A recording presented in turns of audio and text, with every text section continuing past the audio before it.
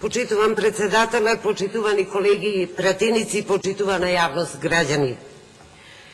Денес е тежок ден за демократијата во Република Македонија. Демократија не се бројки, демократија не е превласт на мнозинство врз малцинство. Демократија е најмалку надгласување во едни вакви кризни моменти. Демократија е пред се компромис,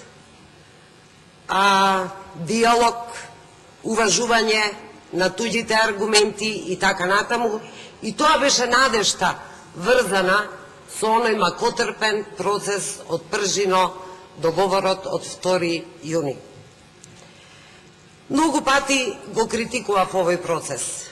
Не самата потреба од него, туку квалитетот на тој процес од самиот почеток, може би единствено овде го критикував. Се беше носено консензуално, овде се гласаше, двете страни условно речено си гласа консензуално за сите производи кои што ги испорачуваше Пржино.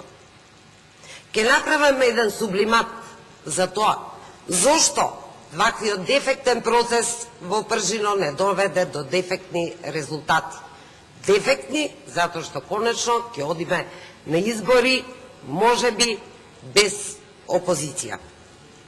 Што беше Пржино? Пржино требаше да биде собраниската сала, а не некоја скопска населба.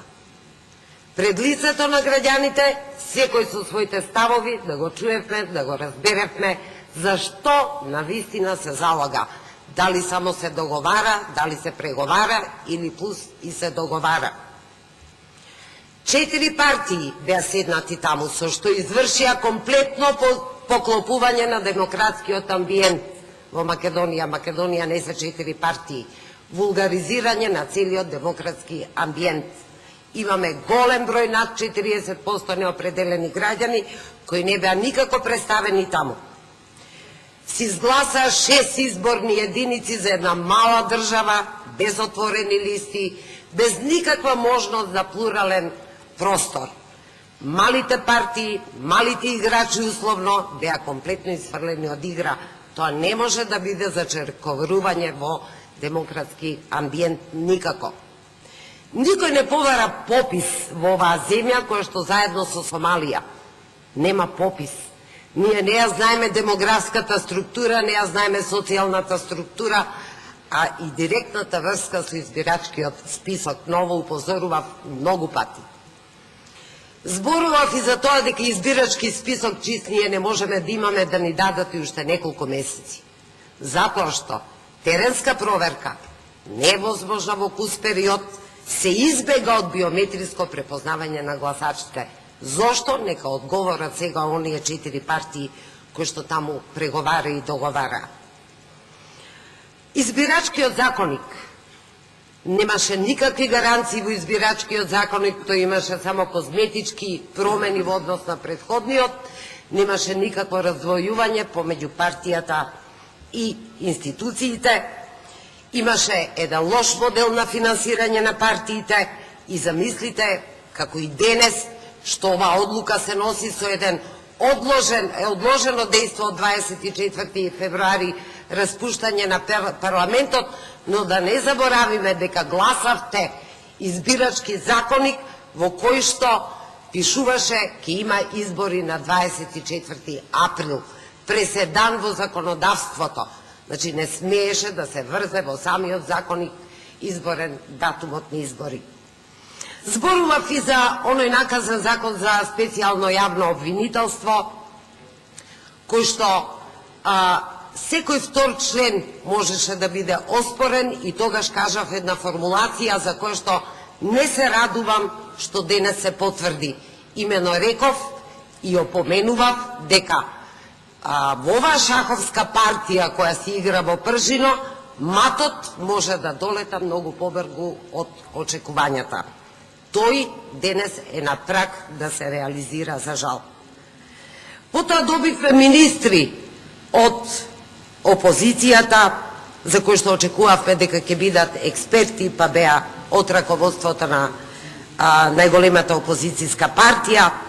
Имавме голема инволвираност на странскиот фактор, од која што луѓето, многу граѓани не беа задоволни, се чувствува понижени. Тоа ќе беше избегнато ако пржино се случуваше во ова собрание. Но ние сами се доведовме во ситуација кога веќе молевме некој да ни помогне. Имавме анкетна комисија со лоши дефиниции за која што после прогласивме дека не може да работи.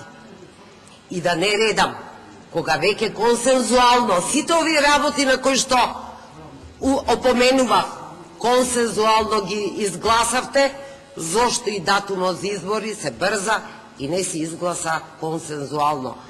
Месец дена, два, не прават никаква разлика, но разликата ќе биде огромна сега кога ќе се закажат вакви избори. Што ќе донесат ваквите избори? Што ново и што добро ќе донесат на Република Македонија? Подобар демократски амбиент? Не. Без учество на најголемата опозицијска партија, тоа не може да се реализира. Ќе се деградира дополнително целиот демократски амбиент. Ќе се деградира. И онака реков, запечатената партократија во овој наказен процес, кој што ни се одвиваше пред очи, и со наше тука одобрение, и онака беше запечатена партократијата, судбината на луѓето во раце на бипартизам во Македонија. А сега, во каков тоа излез мислите дека ќе влеземе? Ќе имаме силна влада без опозиција? Не верувам. Значи, надежта, што е со надежта на граѓаните, што е со неопределените, кој како ќе ги привлече, со која програма?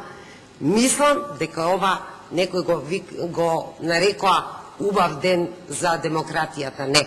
Јас ова го гледам како тажен ден, каде што пржино, колку и да го осудував неговите производи што излегува овде пред нас, сепак требаше да му се даде шанса и на крај консензуално да се изгласа тој датум за избори.